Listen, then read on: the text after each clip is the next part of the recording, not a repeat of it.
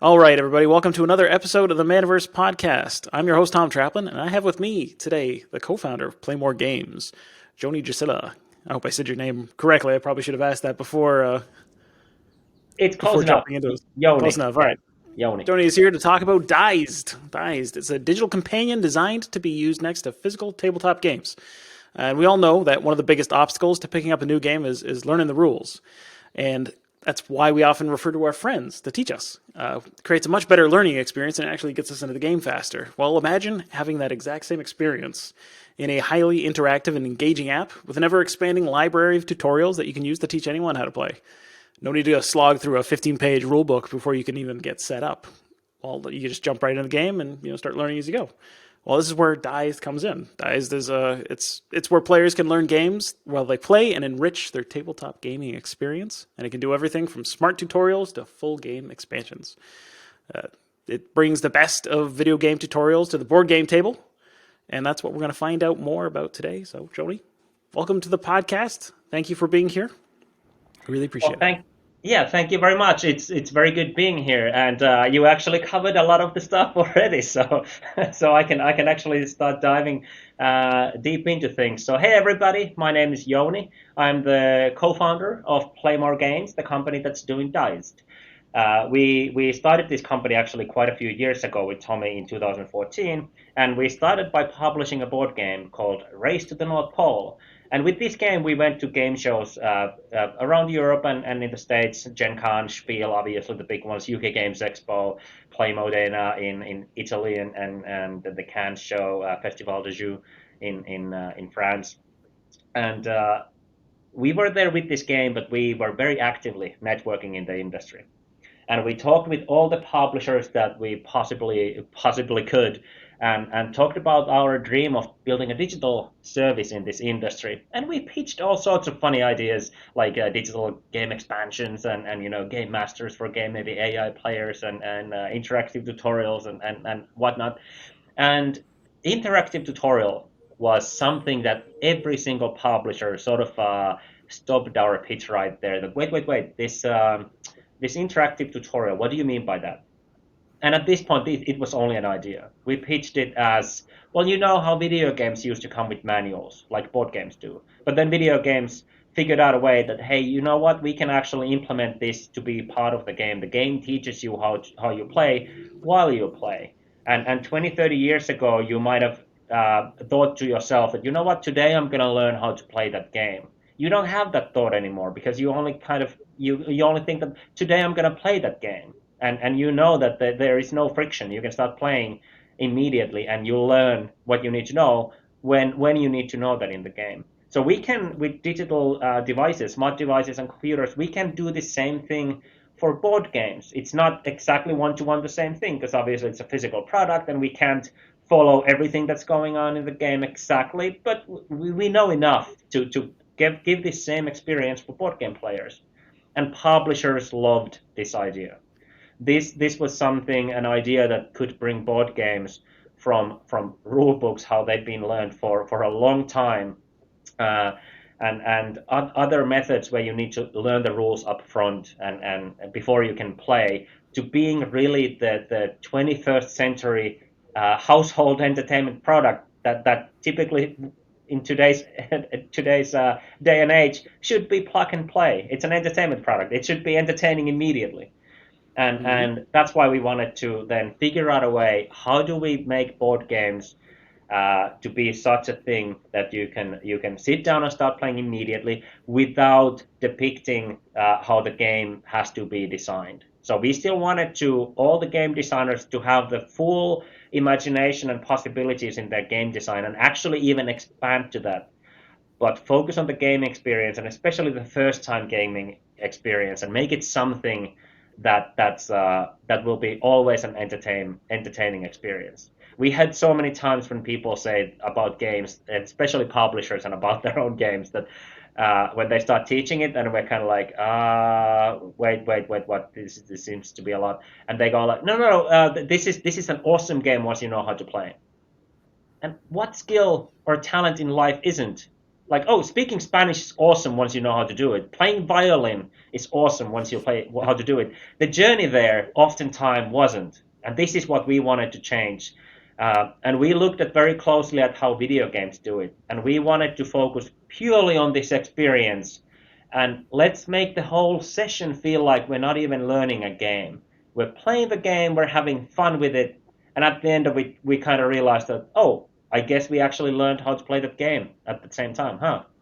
And this is kind of the experience what you get if you have a really good friend at the table, or maybe there's a demo person at an expo booth or in a retail store. Somebody who knows exactly how to teach the game can make the session feel like you weren't actually learning the game, but you were just having fun with a group of people. And this is the experience we wanted to bring alive with Dized. With the interactive tutorial. So there's the sort of history of this, how we got started with this. It was a demand that came from publishers, and then retailers kind of came into this picture when we were at Gamma Expo eons ago. 2016, I believe, probably was the first time we were there, and 2016 and 17 when we still had an idea, we're trying to form this, we're doing some prototypes, we started talking with a lot of retailers as well, and figuring out that, okay, so this is valuable for publishers. They can make their games more accessible. Now they can sell it to wider audiences. Great. Obvious benefit for players. You can skip rulebook, everything else, sit down, start having fun immediately. Okay, so is there something retailers can really benefit from this? And from the very early conversations, we realized that absolutely. A lot of retailers told us how they spend a lot of resources teaching people how to play games. If you want to make that sale, oftentimes you need to explain the person how this game works and how you play it, and maybe even run an in-store demo teaching the person how to play the game. And it kind of turned out that oftentimes when you have a retail store, you can easily spend 15-20 minutes or half an hour with a customer to sell them a board game. And somebody told me that this is in other industry, for that, if you spend the time, you sell a car. And the time investment to sell a $20 or $30 product, or even if it's $50 or $100 product, but it can be substantial. And if we can provide something that the retailer can give the customer basically that, and this game comes with the demo person. So when you go home, there's going to be somebody at the table teaching you how to play, so you don't need to worry about your ability to read and comprehend the rule book. This is not going to be an issue with this particular game. So this was immediately a very strong sales point for retailers, which is why I know that you can't see a video on the podcast, but I'm showing anyway on this call that we have right now, a Dized logo on the Ice Cool game box, which is the indication that this game comes with that feature, so you can learn without needing to read the rulebook. And we can see from our data that a lot of people are using Ice Cool is one of our most used tutorials because they're telling on the game box that the tutorial is available. So what we'll be doing this year in order to retailers to be better to utilize this is delivering stickers and shelf talkers to retailers until those logos start appearing on these game boxes. We all know that it takes quite a while for the games to even appear in the stores, even when the publisher decides to print the logo onto the game box. So meanwhile, you could just stick, when you see that, hey, there's a new Munchkin is getting a tutorial on Dized, let's put the Dized sticker on those shrink wrap on those game boxes. So it doesn't damage the box or anything, but it tells the customer that this is one of those games that you can go home with and start playing immediately. So this is one immediate benefit that retailers get from this. Another one is Dized can be fully utilized as your in-store demo person. Always available, doesn't take a sick day, doesn't require salary, and you can actually focus on the thing that makes you sales. You can focus on greeting customers, telling them about the games, but when it comes to time to tell me more about this, how do you play this? rather than spending then the 15 minutes with the customer, you can either say that, well, please, we have a demo copy here, so please sit down here, we'll put the demo on for you, and you can learn how to play this game with the dice tutorial.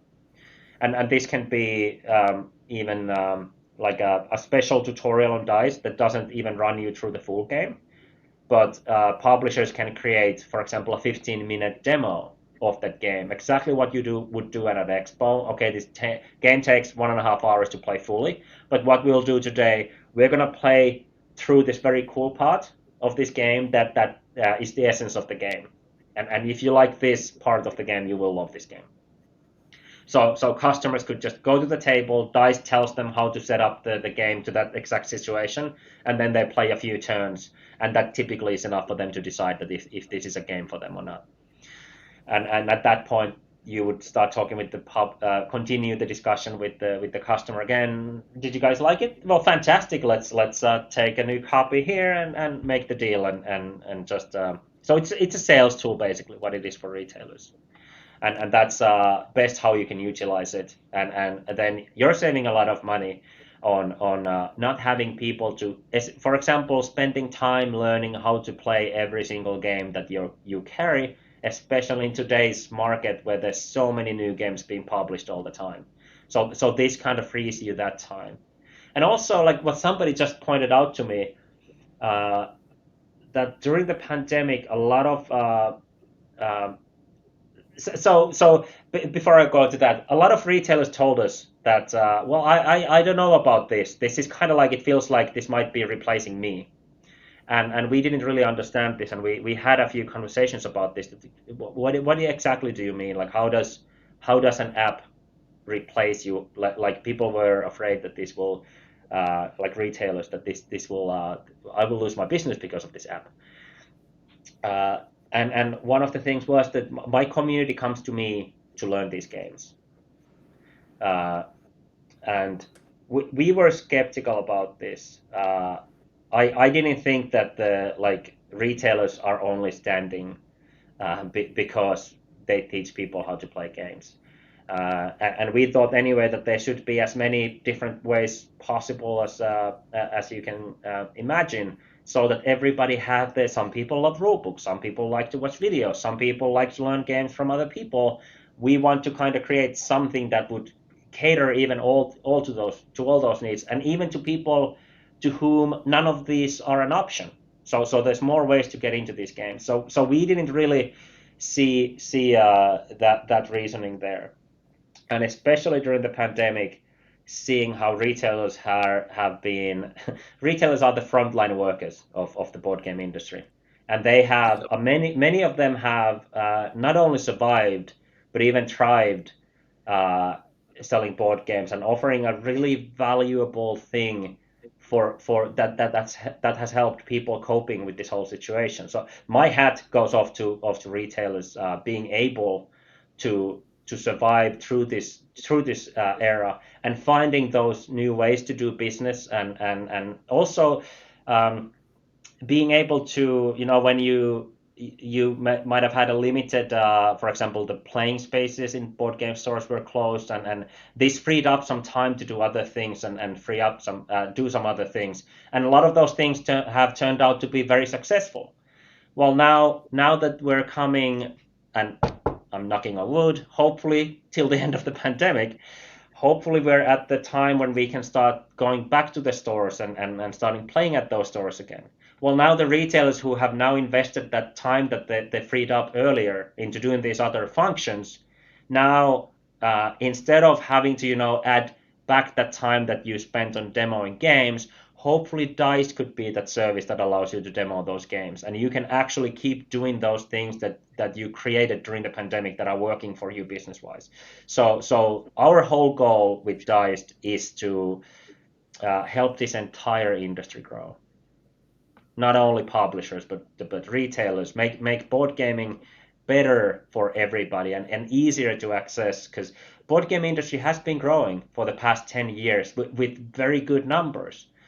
And in order to keep growing, this means that we do need to bring new people into this hobby. Like most people in the world even have played a board game during their lifetime. But I would also say that most people don't regularly play board games, and we believe they should. And Dice could be one of these tools that allows bringing new people. I would say back to this hobby, because I think a lot of people played board games, and at some point in life it was kind of like you're not doing that anymore. So let's say we want to bring people back to board games and kind of remind them that, oh yeah, this is actually awesome, and hopefully Dice could be that gateway. Yeah, no, I think it's a fantastic idea, and I can totally see why all the publishers and the retailers are like, "Well, that's wait a second, let's talk about this tutorial idea." I think it makes a lot of sense how that took on a life of its own, and yeah, like two things while you were talking, like the ideas that came to me were that one of the things that business owners need to do pretty much all the time in identifying what they need to work on next is either automate, delegate, or eliminate. And this is the automate portion of things. So, like, if you've got something that's costing you a lot of money and a lot of time, and you can automate it and turn it into an automatic process that doesn't lose the humanity or the interaction or the value, then you should 100% do it. And that's something that this does very nicely. Because, like I said, it's not just it's not a simple, like this is the app itself is very aesthetically pleasing. It's very nice. The content that's created, the way it shows you how to play a game, it's very engaging and interesting and compelling. And it's fun. So it's not like reading a dry rule book, right? So it's a good version of the actual like one-to-one time that you're going to spend demoing a product.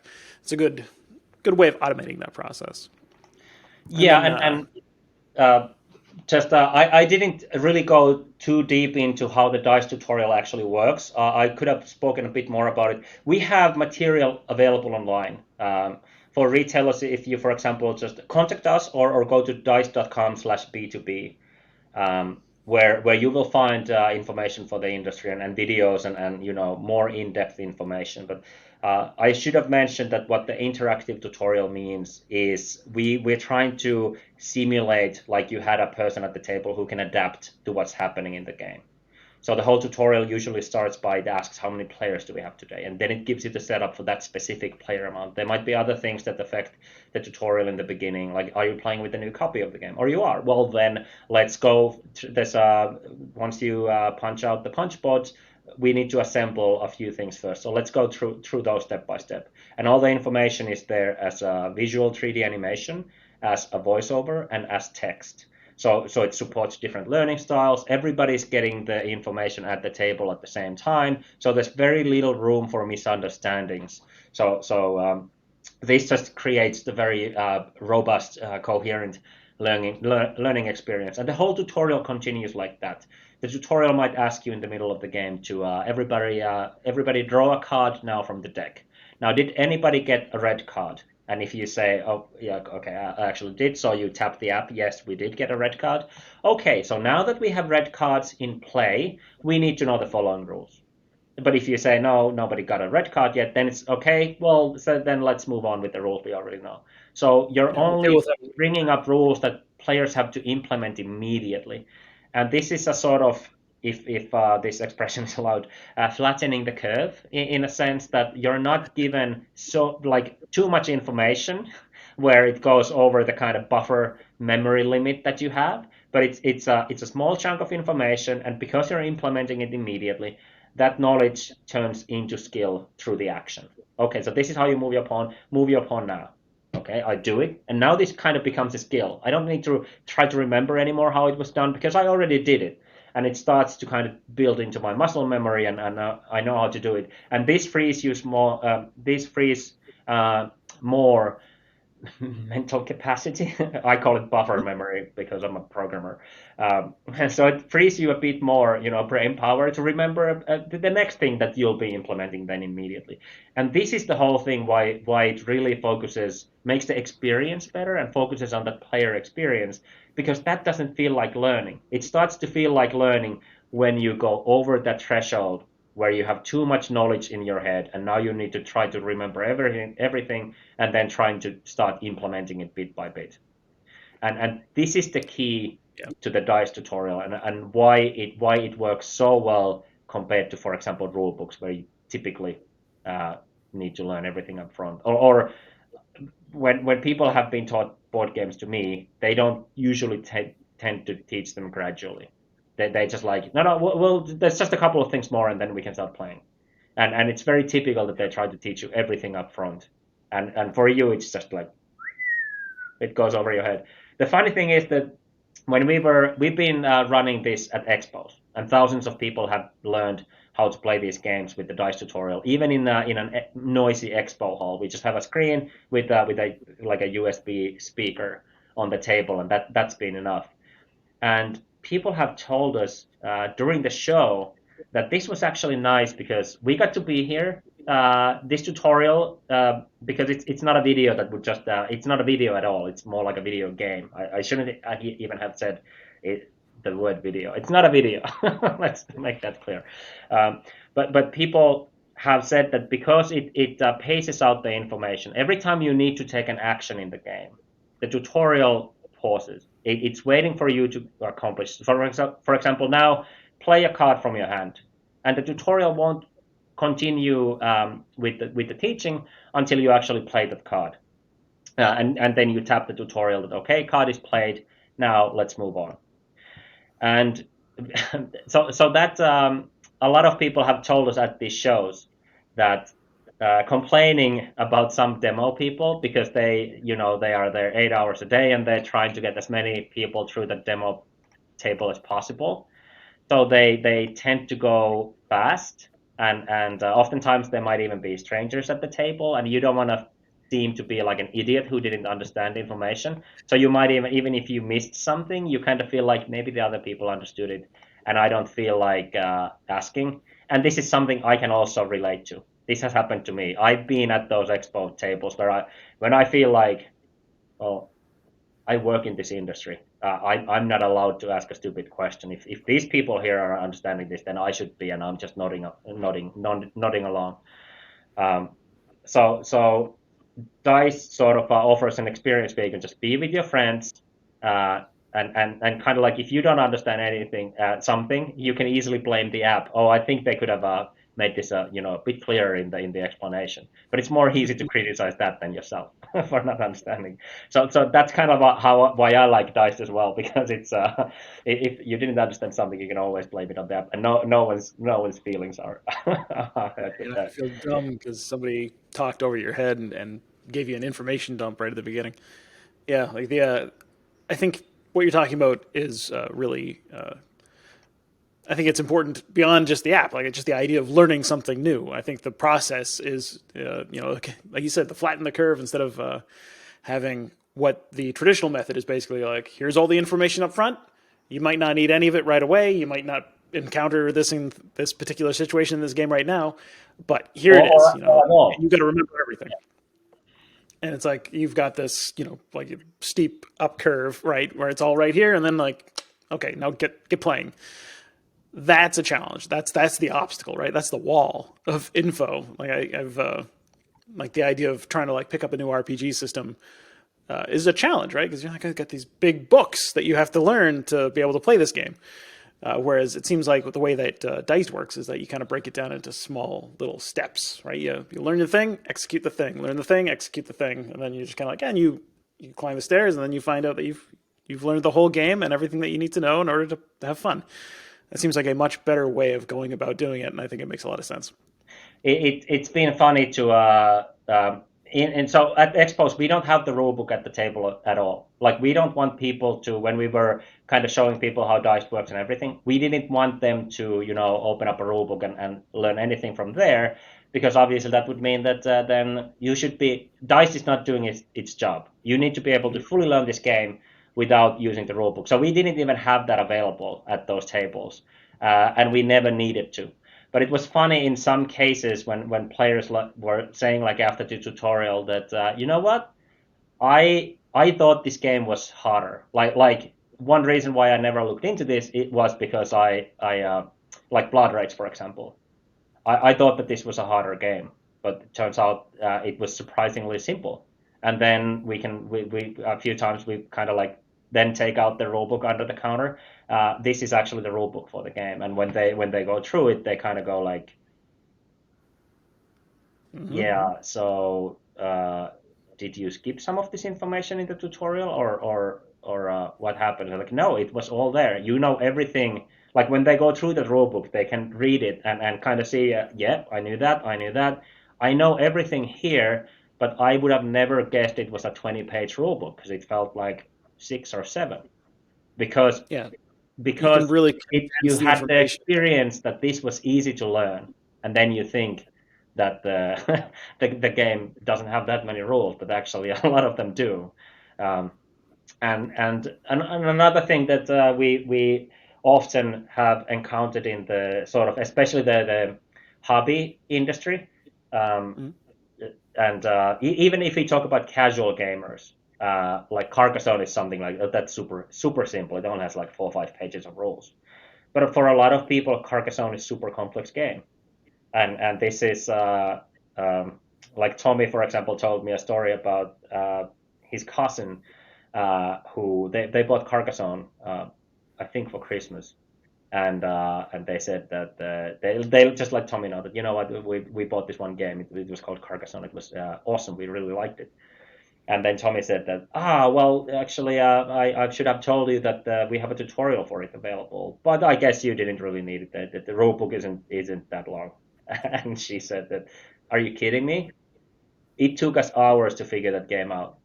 That game has a lot of rules, and it's always a good reminder for us because we're kind of living in the hobby game bubble, and Yeah. everything less than 10 pages is considered kiddie rules, which I don't, because I know that even few pages of rules can be really complex for people who are not so deep in this, and I kind of dislike that.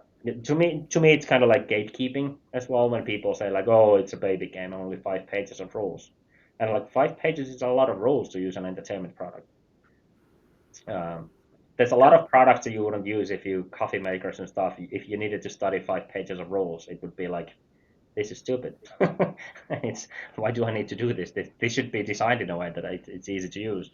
And if you start Well, it's designing a funny that board you game use. that, yeah, it's difficult to design board games that way, or then you're making very kind of like certain kinds of games, and that's, like I mentioned earlier on, it's what we want to support with Dized, to make give game designers sort of free hands when they're developing games, and then like design the game you want without needing to think so much that this is a cool concept, but how do I explain this to people? Because we want to create a tool that makes explaining that concept very easy. Yeah, no, that makes a lot of sense. And it's funny that you use coffee makers as the example because like the coffee maker usually does come with a rule book or like it's an instruction manual, right? But it's usually like this thing that's like several 5 to 10 pages of instructions on how to use it. Most people don't read it though. You put it down and you say, okay, well, what does this button do? And I'm like, start playing around, opening the things. You literally learn by interacting with the device most of the time. And you're like, this is the Yeah, button that brews. This is how you set the timer. Okay, I can figure it out. It's and it's we literally the same experience of like, no, I'm going to go get into it and start interacting with it, and that's how I figure it out. For yeah, most people, that's at least that's how it works for me. and It's board game industry is yeah, actually probably has the best manuals in the world. If you consider this, that this is a physical product. Sorry for the noise. I have a small receipt here. Uh, when you buy that coffee maker, it comes with a manual that is kind of like this size, and then you're trying to read these very small pages. And for example, I'm from Finland. In many cases, those manuals are translated through some online thing, whatever, and they are a pain to use. Um, and this is, so board game industry already has very good manuals because that product is, to be frank, for especially for mass market terms, it's a freaking difficult product to use. And we like, how much resources do publishers spend annually on their rule books, and the different methods, how much resources to bring demo people to the expos, how much resources to create how to play videos, and plenty of them, and in different languages and everything.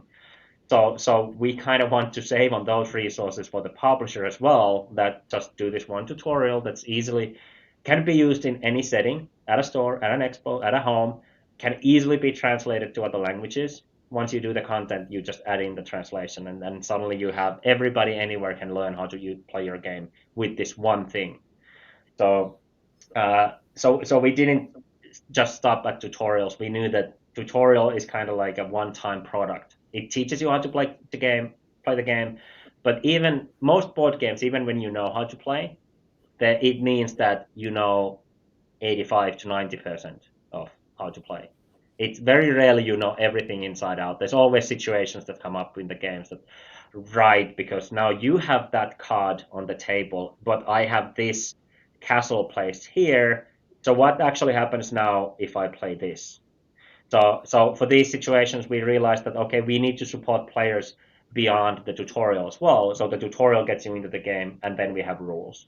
Rules are or is a service for digital rulebooks, which we have brought onto, so game rules brought onto digital platform, which have a built-in FAQ, they have a built-in errata system, they have every rule is under indexed menus, so you can browse your rule books and find rules in bite-sized chunks in that service. And also it has a fully indexed search engine, so you can just basically open up dice rules and just type down how do I do this, and you get the FAQs, you get the rules that most likely answer your question, and those are publisher approved. So every answer you find from that service, you know that this is the correct answer because this is put here by a publisher or an entity approved by the publisher.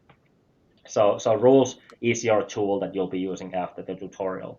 But we have found out that the tutorial is not really the one-time use thing that we thought it was, because we have used them ourselves over and over again. Blood Rage, now that I play, and it might be like 8 months in between when I play the game, I kind of like taking the dice rolls out because you set the pace. You can go forwards as fast as you want. So there might be things like, yep, I remember this, go, go, go, go, go, go, go. Okay, what was right? So we have 4 players. So this is a bit different during the setup. So you can kind of quickly go through the tutorial and use it as a tool.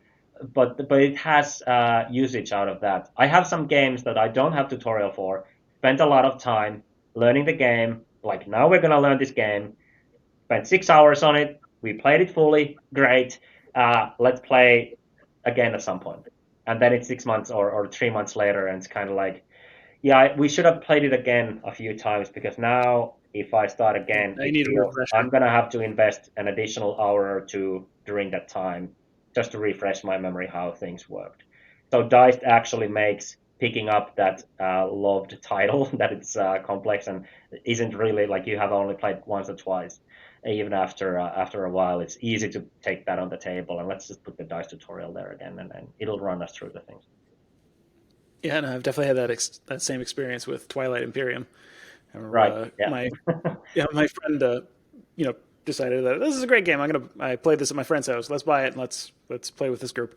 I was like, okay, so this game is like gigantic and has like a million pieces and a huge set of rules that you need to remember to be able to play, and it's a massive setup. And you spend spend a few hours figuring it out, play it once, take 4 hours, 5 6 hours playing the game, which because it takes forever, and then you put it away, and then 6 months later you're like, so are we ever going to play this again? I'm like, no, I don't want to relearn everything because I forgot it all in the interim. So if you could, if you had something to kind of make that a little bit easier in the meantime, There's would be been a those great way times to when keep the game going. there's been those times when somebody has taught me a game how to play, and I think I know how to play the game, and then I go and try to teach it to somebody else, and I realize that, oh, there's actually a lot of things that I don't know about this game, which would be exactly the moment when I would just kind of like to take out like an interactive tutorial that, okay, we're gonna use this because that will always teach us the correct rules. Um, yeah, let's bring it. I think there's a lot of retailers in your audience, so we should maybe bring it a bit more back to maybe this Yeah, area of. yeah, let's do that. So, in terms of content for the Yeah, library, how many games are Dized compatible at the moment?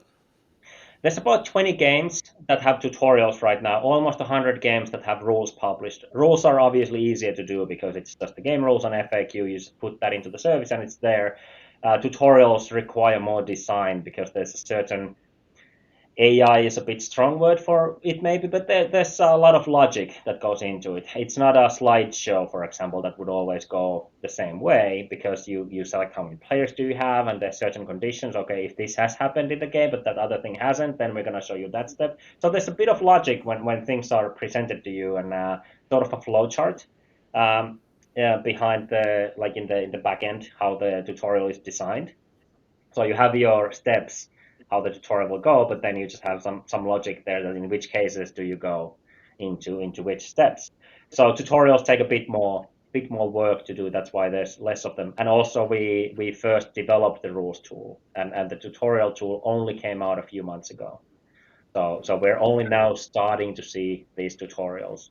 And right now we're publishing new tutorials every week, and our goal is to have contents on Dized by the end of the year, rather on average daily.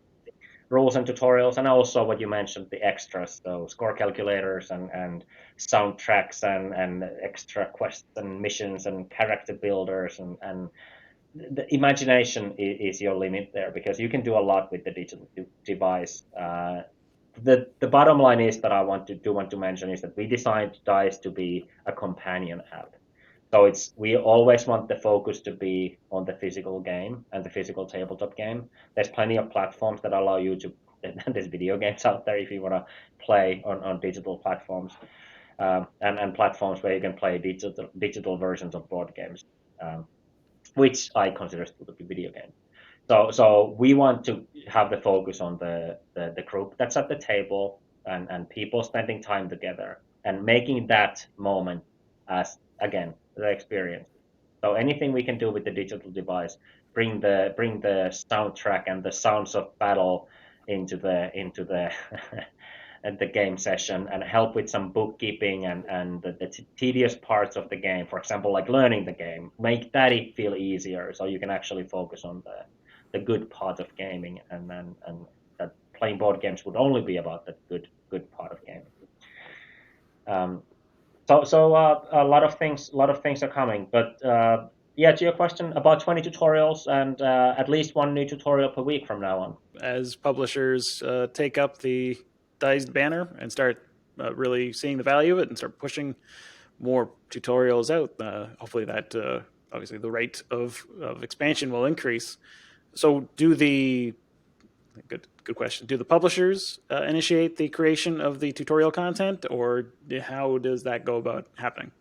Yes, because what our tutorials, we use copyright protected materials, and in order to create the 3D models and everything that we use in these animations, those are utilizing the publisher's assets. And how these projects start is that the publisher delivers us those digital assets that we can create those 3D elements out of them and then use those in the animations. And because of this, on our platform, you can only publish the content if you are the IP owner. So it's not a platform where you could publish any sort of stuff like, hey, I want a tutorial for that game. That game needs to go under the publisher's account because of the copyright issues there. And also, obviously, we want to support publishers. One of the benefits of a digital platform is that our platform is accumulating data, big data of what kind of games are played by what kind of people, and sort of information that doesn't even really exist here anymore. And this is also very interesting to retailers and especially if you promote Dized to your local audiences, that starts gathering information about that local audience. So when you want to reach out to that local audience, or for example, a specific part of it, when you want to tell people who we can see from the Dized data that own, let's say, a copy of Rising Sun, or Ankh, which is the new game coming out in that same trilogy. So let's say there's an expansion coming out for Ankh. You want to tell people who own the base game that the expansion is now available in your store. So this is something we can do with Dized because it's a digital service. We can reach out to those people in that special targeted way. So you don't need you can only reach people who this message is specifically targeted for. And this is done through our advertisement systems in Dized, and obviously will be very beneficial once we have enough players using Dice, that it's not just like one or two people in your vicinity, but hopefully hundreds of Statistically people relevant. in your, let's say, 20, 30-mile radius or whatever from your store. Like I really like the idea of segmentation and tailoring a message directly to somebody, because that's what you do in person, right? That's what you do in a real conversation. Like if somebody walks into your store and you know that they're a loyal customer, they've been there many times, and you know you've sold them certain types of games, you can say, well, hey, I know you're really into this, and you'd be, it's one of those things where you can recommend similar games or games that are still in the same wheelhouse, or you can, like you said, recommend the expansion. Like, hey, did you know that there's this new version of this game that you really like? You should buy it. You should pick it up. Being able to do that in an automated fashion, scale it up, right, and just put out the ad. Even like hey guys, what we've learned in the during the pandemic is that we can also on some level bring those experiences to people.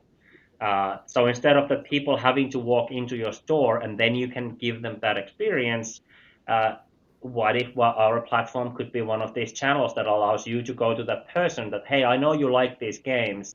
We're getting a few expansions for these games. Would you like us to book one for you? So you can kind of give that service for the people without having to wait for them to come to you. And Dice could be one of these channels that would allow you to do that. how complicated is this advertising system? What do people do to take advantage of this? Is this something that's available now, or is it like a feature that's coming in the future? We have early versions of it available. It's just contact us at b2b@dice.com, and we can run advertisement campaigns.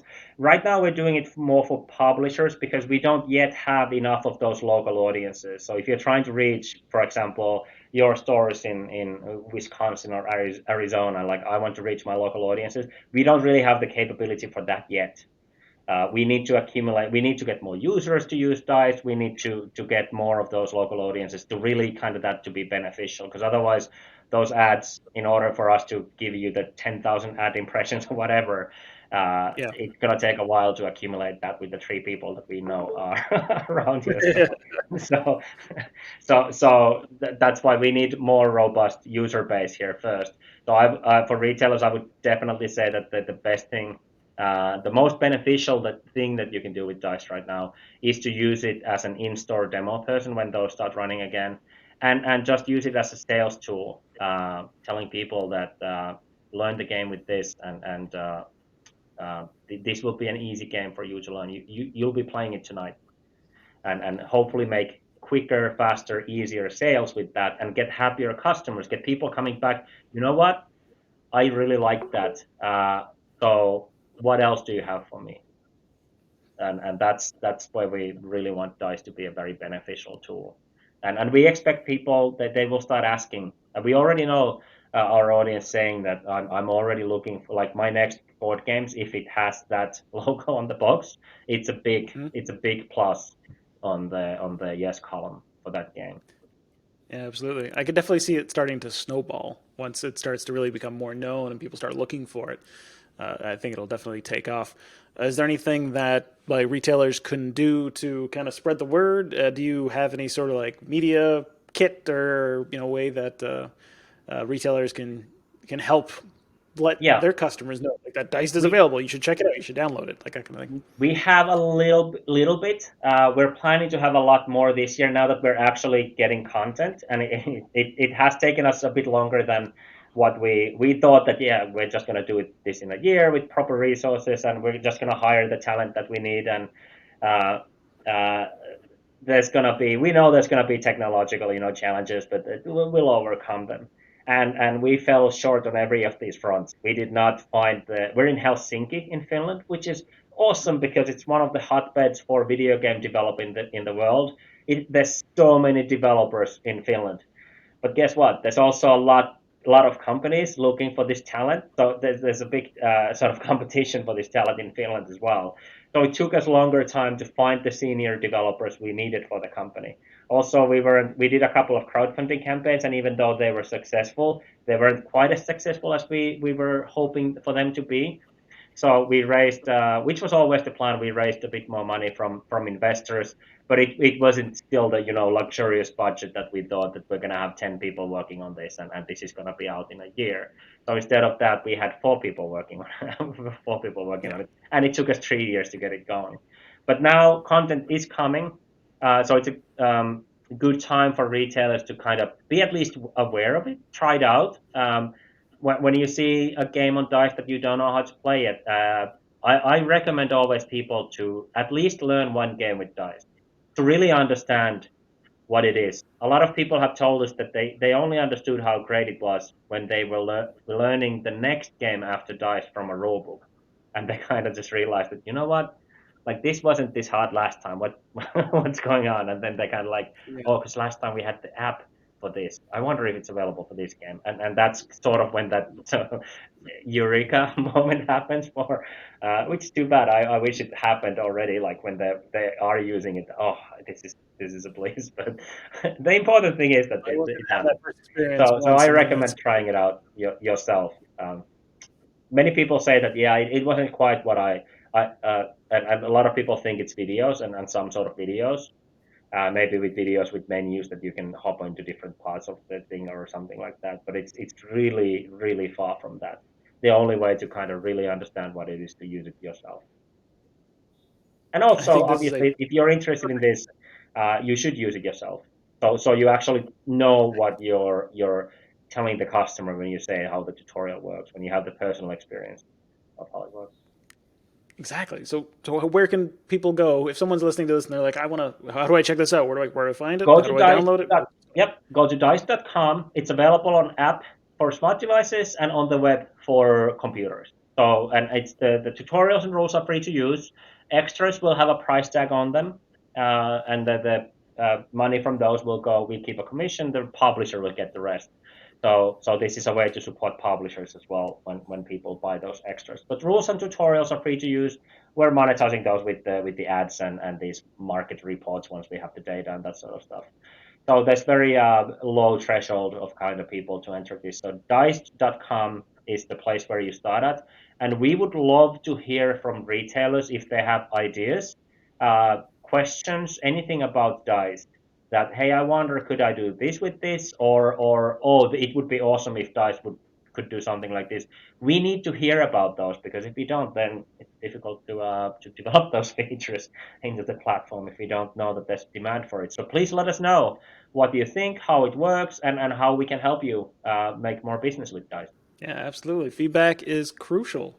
Mm-hmm. It was the reason the app was created in the first place, is because feedback on the idea turned it into a real thing, and now it's your chance to help shape the future too. So yeah, definitely reach out, go to Dized.com and check them out, and let your customers know. Let them know that it's available on the App Store, on the iPhone, on the Android App Store. Get them started, and the more people who adopt the technology, the better it is for everybody involved. So I'm really excited to see where this goes. I think this would be a really interesting way to kind of evolve the board game industry and like kind of really merge digital and physical into something that's mutually beneficial, where it hasn't really been possible up until now. So I'm really glad that you came on the podcast to share your information and your story and like how this all came to be. I really appreciate it. No worries, and all retailers out there, you are heroes. Thank you for keeping this industry alive for us during these awful times, and hopefully we can help you grow with Dized.